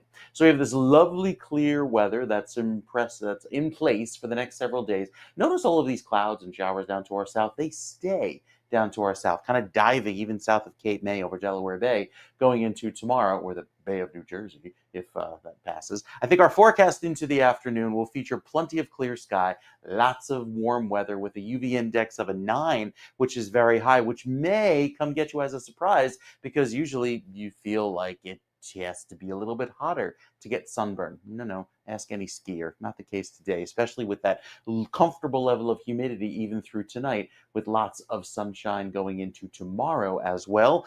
Very cool to start off the day, and dry, dew points in the 40s tomorrow morning. That is very, very comfortable with that pleasant weather sticking around. A little bit of a more humid feel toward the beaches with that sea breeze coming in off of the water, but beyond that, it's dry even through Wednesday. Thursday, that's the day we'll be schwitzing again going into the afternoon, dew points in the 70s, and it stays quite warm and humid throughout our Friday, with temperatures feeling like they're back up in the low 100s yet again. So enjoy this very comfortable feeling right throughout tomorrow and Wednesday. Lots of sunshine around, even great by the beaches going through the end of the day on Wednesday. So great weather to enjoy. Limited rainfall as well. I mean, we are dry into this afternoon. Got to keep the gardens and the lawns watered the next few days, especially as it remains dry throughout Thursday. Now, Friday into Saturday could be our next chance for some storms, as the air will be very unstable, high humidity this weekend, and even into Sunday could have a passing rogue shower or storm. Certainly not a washout, but keep an eye to the sky for a passing shower by the time we get to Saturday afternoon. Highs in the low 90s, and Sunday 87 with much more humidity by then. So we're not out of the woods just yet. A little false fall for you these next few days before the heat and humidity come roaring back by Thursday. And for those who say, how could there be fall weather in July? All right, count back 6 months. Those were the days we had 62 degrees in the middle of winter, right? And you get the anomaly. You get, as I remember our friend Bill, we'll just keep it at that. I remember he used to say, the air is a lot like the ocean. And suddenly you get a little boost of air that's warmer, and that warms up the environment. Right, Ken? Could you figure that one out? Sorry. I'm having flashbacks, Mike. Make it stop. All right. Mike Favetta, thank you so much, sir. Our meteorologist in chief. 71 degrees, sir. We will check back with you in just a little bit. 8:21 right now. And we do have a little bit of traffic to talk about. This is 1 and 9 truck lane by Broadway. And you can see, in fact, in the background there, that is the Pulaski Skyway. And you can see a little bit of traffic there at this hour. A lot of that is volume, and as people come off the ramp.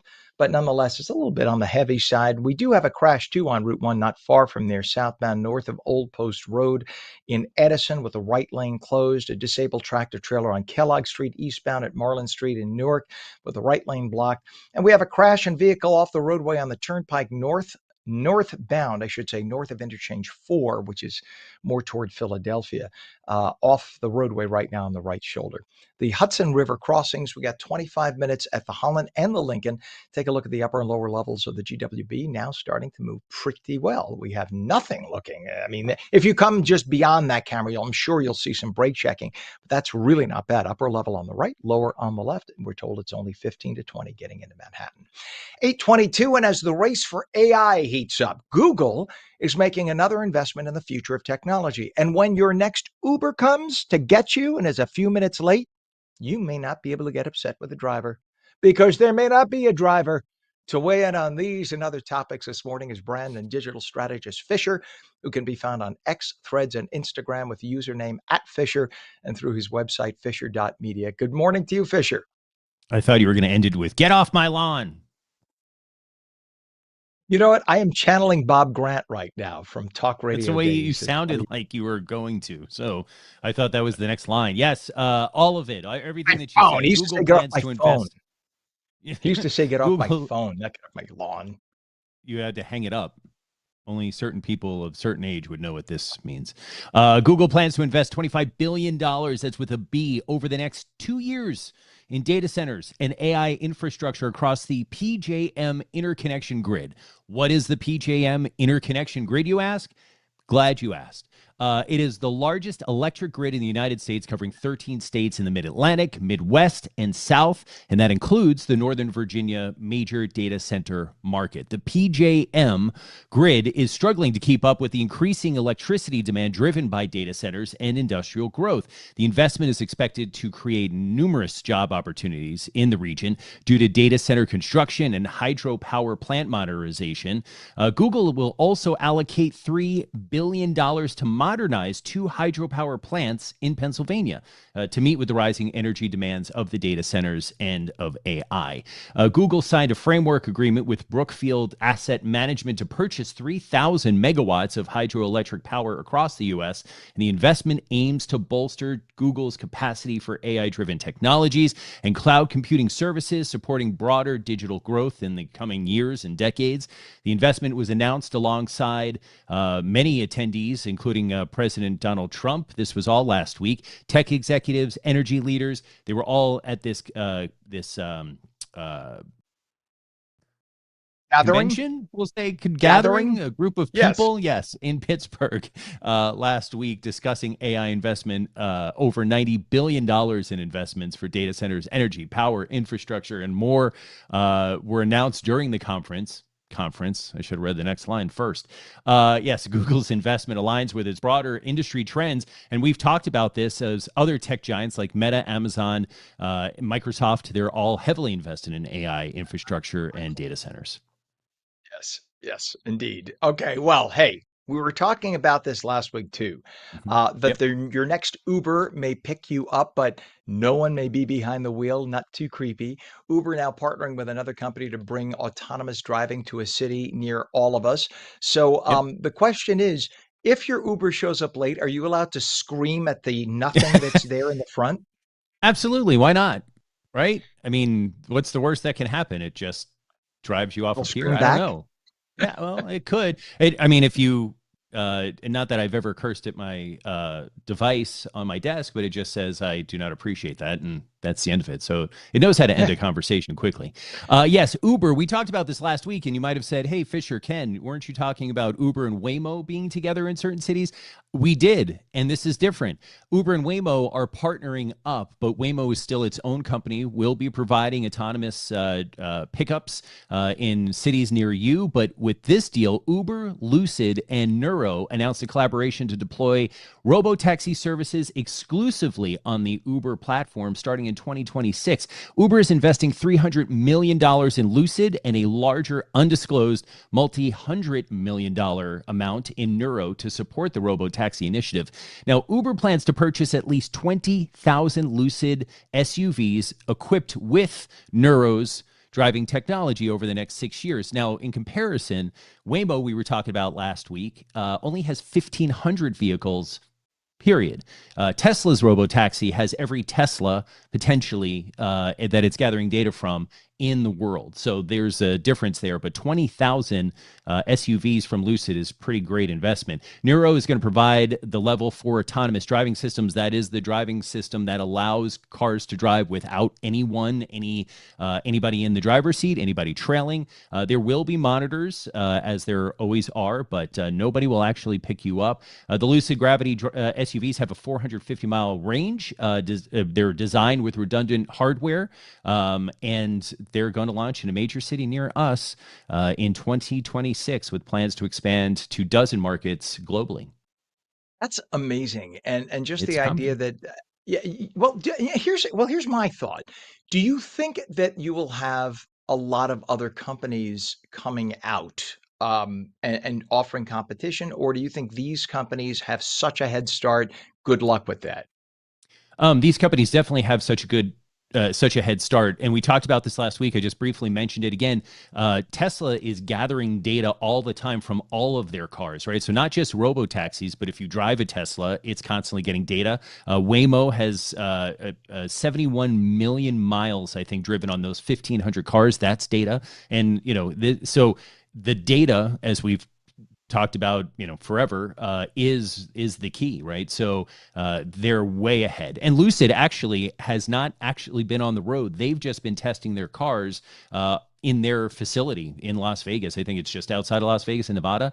But yeah, so they don't even actually have on road in real life data. So they still have to build that up. So yes, I think that these companies, Waymo and Tesla specifically, are way ahead of the pack. Lucid's going to be fast track, but you never know. I mean, technology goes quick, and they might be able to buy data, other companies, and come at it. But maybe Amazon develops their own just for delivery drivers, and then you don't need delivery drivers in a truck. Who knows?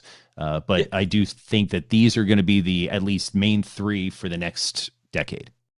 Yeah, and just for anyone thinking about why is it significant about what's the significance of having cars on the road? It's that the cars that have now already driven, the Tesla cars, know where the potholes are, or know where there's construction, or know where there's a hard turn, or know where there's always an accident, because And they're as the always car, processing the data as well.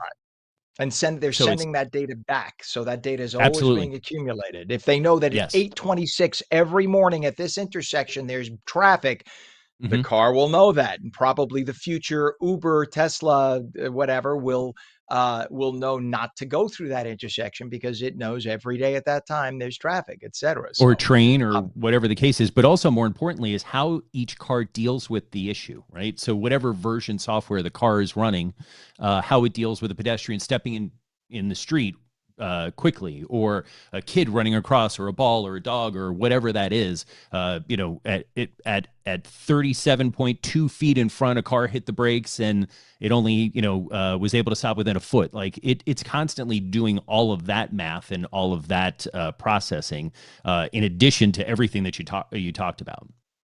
yeah, there it is. All right, fascinating, and it's going to get more fascinating. Brand and digital strategist Fisher, found on X, Threads, and Instagram with username @Fisher, and through his website, fisher.media. Thanks as always for coming on this morning. Have a great morning. You too. It is 73 beautiful degrees. Phone lines open at 888-658-0234. Meteorologist Mike Favetta says lovely sunshine, less humid today, highs low to mid 80s. The full Garden State forecast in a moment. You're watching on New Jersey Mornings. We'll be right back.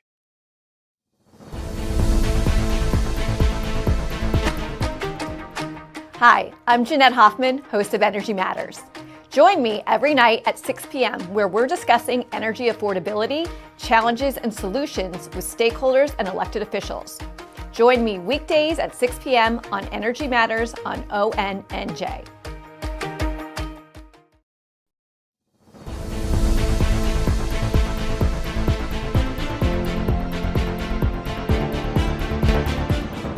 Very good morning to you. It is Monday, July 21st, 2025, 74 degrees now at 8:31. I'm Ken Rosato. Welcome back to On New Jersey Mornings. Beautiful sunshine, less humid today, highs low to mid 80s. Meteorologist Mike Favetta with the detailed Garden State forecast. Good morning to you, Mike.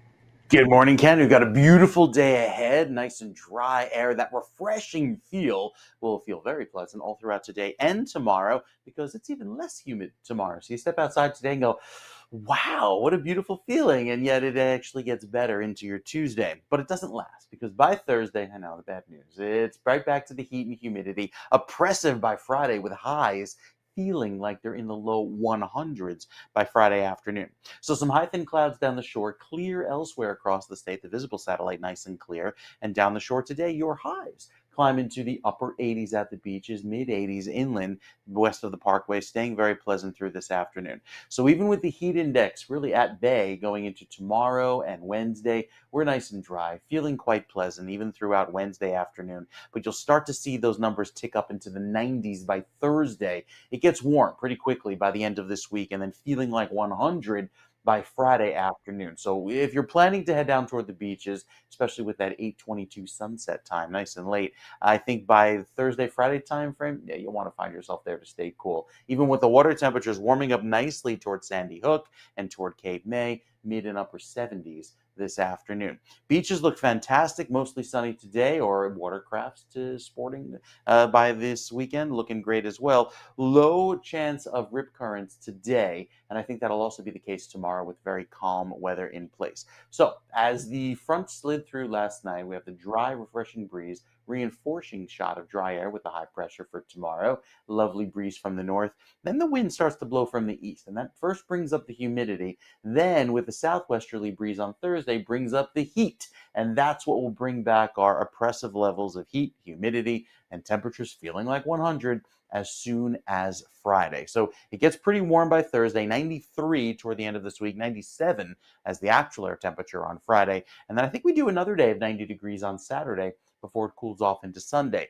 Dry for most of this week. There's really no chance of rain until we get to Friday night into Saturday when the heat and humidity will be at its worst. But I think come this weekend, squeezing out another day of sunshine before some clouds and showers return by Sunday. Weekend, though, while hot, I still think pretty dry overall, which will be quite nice to get another great weekend on the books here of summer 2025, Ken.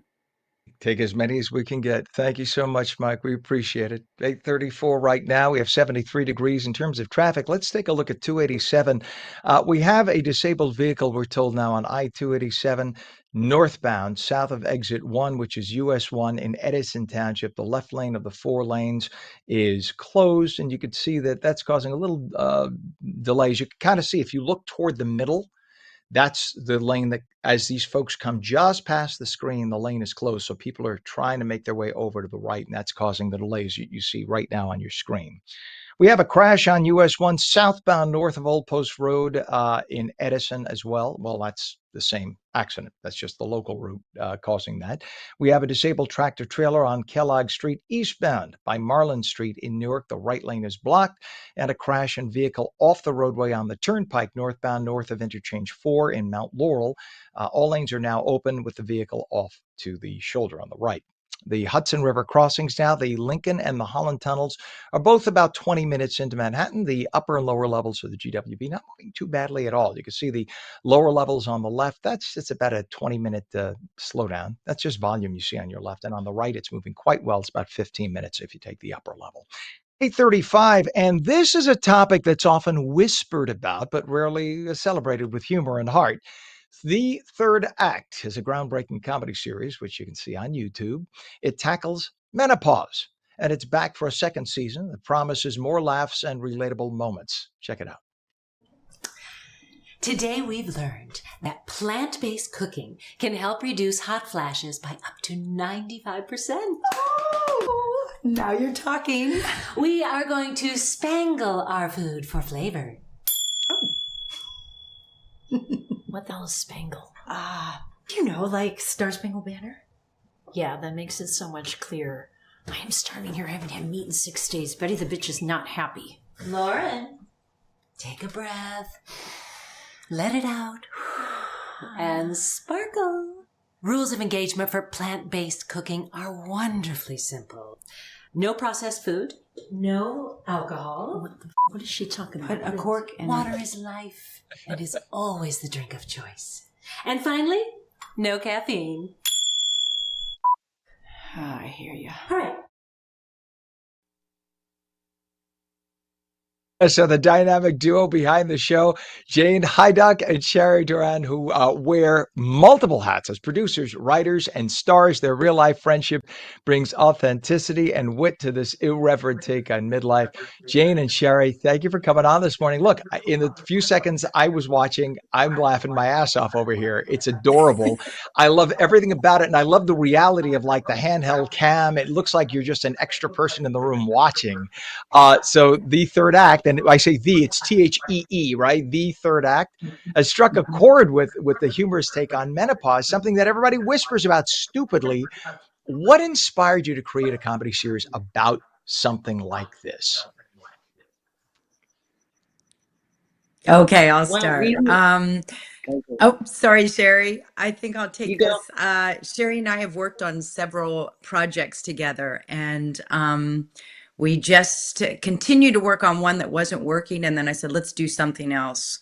And we're both in that age range, and it's so funny because both of us usually get cast in very dramatic roles. So we really wanted to take on a comedy, and we didn't have to do much research because we're both going through it. And Sherry, go ahead with the rest. Well, we decided to challenge each other too. I work in production, and writing had been my course for a while, and Jane had never written anything. And so I said, Jane, we're going to write this. We can do this. And so we started writing together, and she said, well, if I'm going to learn how to write, then you are going to go back to acting, and you're going to act in this. And it just really took off from there. We thought it was just going to be a little teeny thing. And next thing you know, we're in season 2. We have Tom Lennon and Michael Dorn, different actors that have come in, Jen Ray from The Middle, and everyone wanted to be a part of this conversation. Well, I love the reality of it, the whole real feeling, and everybody knows someone like the bald woman in that scene. Everybody knows that person. I think that's what makes it so funny. is because we can all relate. And here I'm a guy. If I were married to a woman, I would have a woman, a wife rather, who is going through or who has just gone through menopause based on my age. So all of my female friends, I'm gay, by the way. So that's why I don't encounter Oh, this okay. in a personal situation, just so you don't think, what's he talking about? But all my female friends who are of that age now going through it, I've heard everything. I feel like I've lived through it because they tend to talk to their gay friends about it more than their husbands. But you two have been friends since your college days at Wright State University. And of course, for those who don't realize, Jane is married to Tim Allen, the comic genius, as well. How did your longstanding friendship influence the writing and acting process, especially with such a sensitive topic? Well, I think it just gave us permission because we know each other so well. I mean, we knew each other, we grew up together. And I think one of the biggest things about this, even though it's really funny, it's also about having someone that's with you when you go through these different stations in your life. You got to have that person that has your back, that ride or die person, whatever it is that you're going through. And menopause is a huge one for women. And it's also very empowering for us. But I think it just gave us permission, and we know each other so well that we trusted each other to take on things that were maybe even difficult to talk about. And Jane, you've mentioned that menopause is a taboo subject as well, and it affects millions. I mean, millions. Every woman who lives to be middle age will go through menopause. It's just a fact. But it's just stupid that society has made it one of these topics. Why do you think it got there? I mean, if a guy went through menopause, do you think the same would be the case? Would it be a taboo topic? Absolutely not. I mean, 2 words, blue pill. If you don't know what I'm talking about, there's some problems that men may have, and it's tackled, it's talked about. There's medication for it. And yes, you're exactly right. Now, when Sherry and I started writing this, it was still very taboo. And we shot it 2 years ago, 3 years ago, end of September, the first season. And I'm watching football and I see a hot flash commercial and I'm like, oh my gosh, we are on this train. We are in the first car. I cannot believe it because we're going to release it. So it's not as taboo as it once was. I know my daughter, just because I'm a writer and creator of this, is going to know plenty about menopause. And it is. And now it is a business. So now I think we're going to see people weeding through because it is a business. And unfortunately, it's really our health and so much more than take this and then it'll help this. It's going to be tough, but it is being talked about now more than ever. You'll see the celebrities starting to talk about it. And yeah, Sherry and I couldn't be happier that we started writing this and put this out exactly when we did. Yeah. In fact, the fact that it is being talked about means that a dope like me actually has heard the term perimenopause. I didn't know what that was until about a year ago. And it's because it's finally being discussed. But again, the idea, we have 340 million human beings in this country, 172 million happen to be of the female persuasion. And just about every one of them that lives, like I said, to that age, right? If you at least live to be middle aged, you will go through menopause. So it's just obscene that any society, especially today, that we would still be hush hush and embarrassed about it. So you both took this bold step. You introduced and produced this series yourselves after a production company backed out. So what were some of the biggest challenges you faced? We'll start with Sherry, bringing the project to life, and how did it shape your creative process? It was easier than we thought it was going to be, which was kind of strange. Again, we had a company back out and we thought, well, we'll just do this ourselves. We can do it. I think what happens when you have to be creative and maybe you don't have all the funds, the first season, the second season, we had more funds, is that you become more creative in those situations. You're forced to kind of think outside the box, and that helps you.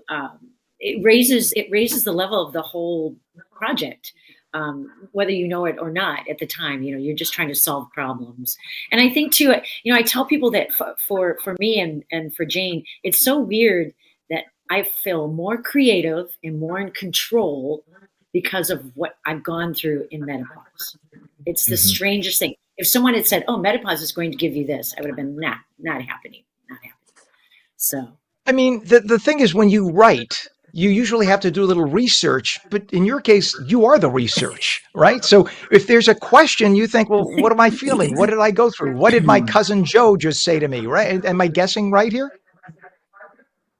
You are, but when something is successful, thank God, like this has been, women just come and tell you the most personal stories. So all of these stories aren't just Sherry and mine, but so many of our friends, so many of our viewers, and then we get these amazing stories that we're like, oh my gosh, we don't even have to write. We just have to copy down what somebody, basically. But it's amazing what going through something difficult. If you have a friend, if you have a confidant that you can talk to, it is amazing what that can do to help you through something. As they say, misery loves company, and sometimes it also just becomes hysterically funny.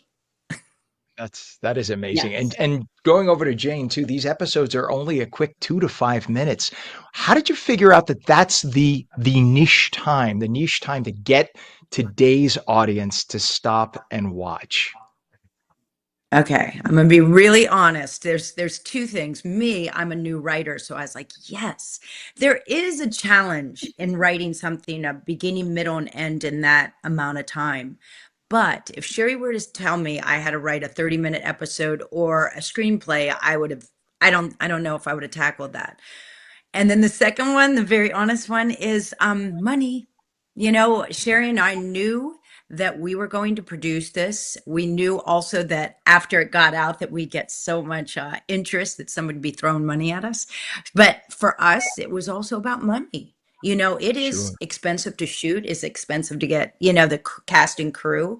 And so it was about that. But I will tell you the third thing, let's just get real. I mean, people's attention spans are nothing with this social media and this scrolling and how quickly you have to catch people. So I think all three of those kind of really went into deciding 2 to 5, 2 to 6 minutes. Yeah, you nailed it. I mean, I was on Channel 7 for 20 years doing the morning show in New York. Back when I started 20 years ago, the average audience member would be 46 minutes. That's how long we'd have them. When I left Channel 7 2.5 years ago, the average audience member would stay on about 4 minutes. I mean, Wow. 46 to 4. That's as long as, and that's commercial television. That's why advertising for everybody is down. Channel 7 does a great job. I'm not knocking them. It's the viewership is just down to tune in, tune out, next. And everybody else is using that, as you now well know. So, what does it feel like, by the way, having as your quote unquote boss YouTube? Your audience is your boss. That must be a very different feeling. Well, Jane is a really tough boss. No, I'm just kidding. No, she's not. No, it's great. I told Jane this story after the first season. I was in my dentist office, and I was sitting there, and this woman came in, and she was sitting. She goes, oh, "Are you the menopause lady?" And I was like, "What?" And and she starts telling me her story, and so again, that audience. There's a huge audience for this, and it's not just women. It's men too. Men are trying to figure out. I know my husband's trying to figure out what the heck is going on in my crazy mind. So it's a good thing. The audience is a good thing to have as your boss. By the way, don't you find it strange that something that you have to suffer through is not even called womenopause, it's called menopause? What is Men, that about? You can use you're that. so It's right, Ken. yours. I mean, seriously. I mean, everywhere. It's like, come on, really? So, all right, we only have a few seconds left. I love this. You guys are, excuse me, you ladies are in second season. Will there be a third season on YouTube? Yes, we just started writing it. I mean, just like a week ago. We are going to take a little more time than we did the first two seasons. Uh, but yes, there will be a third season out. I love it. I love it. I am just so excited to meet you both, and I'm so excited for what you're Thank doing. you. I have a friend you may or may not know, Tamsin Fadal. Are you two aware of Tamsin Fadal, who's written a book on menopause? And she was a big TV news anchor here in New York. I worked with her many years, Yes. and she Yes. has left the TV business to go on a campaign to make sure people are educated about Oh menopause. my So I gosh. love how this is all happening right now. You all should get together. You would love Tamsin. She's phenomenal. Have her on your Total. Oh, And show. you know what? You just gave us an idea for another episode. I mean, seriously, we reach out to these women who are writing, who are, big in the menopause world now. And I mean, we're looking for that. So yes, we might be calling you for that connection. I have it. yeah. So if you need, just let me know. I've known Tamsin 25 years. Be more than happy to put you all together. Producers, writers, stars, and awfully nice human beings. Jane Hydock and Sherry Duran. Thank you for coming on this morning. Please come back. Have a wonderful rest of second and third season. We will be watching. Thank you. All right, you Thank bet. you, Ken. I love you both. You're awesome. God, they're so wonderful. The Third Act, THEE. You can find it on YouTube. It's going to be beautiful today. Beautiful sunshine, less humid, and highs only in the low to mid 80s. Just the perfect day. It does not feel like July. Meteorologist Mike Favetta comes back in just a moment with the full Garden State forecast. You're watching on New Jersey Mornings. Don't go away.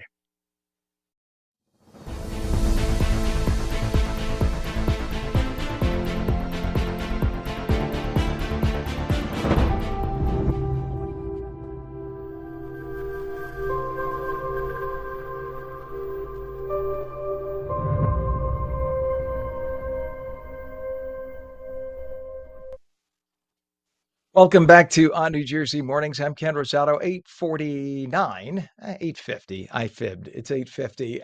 We are taking calls at 888-658-0234. Let's go straight to meteorologist Mike Favetta. I went a little chatty Cathy with those great ladies. I was having so much fun with them. What's our Garden State forecast looking like? But you're like a Hollywood media mogul, setting up new episodes and making introductions. You gotta have a lunch at the Brown Derby now, to kind of continue the But trend. think about it. Think if you will, Mike, think about this. They are doing to sitcoms what we are doing to morning television. It's the That's same it. thing. We've left Yeah, the old traditional networks and the old constraints of a 30-minute, 22 minutes of comedy with 8 minutes of commercials. They left that. right. They changed it. They made it in little palpable bites of 2 to 5 minutes, and they put it on Sure. YouTube, and they got an audience. We're doing the same thing. We've changed morning television. Yeah. People tune into Uh-huh. this show in minutes and leave. They don't stay and watch 2 hours. Mhm. That's the way it is today. So it's just fascinating that Sure. they've done the same Yeah. thing. It is so true. And on a day like today, you just want to get out and enjoy.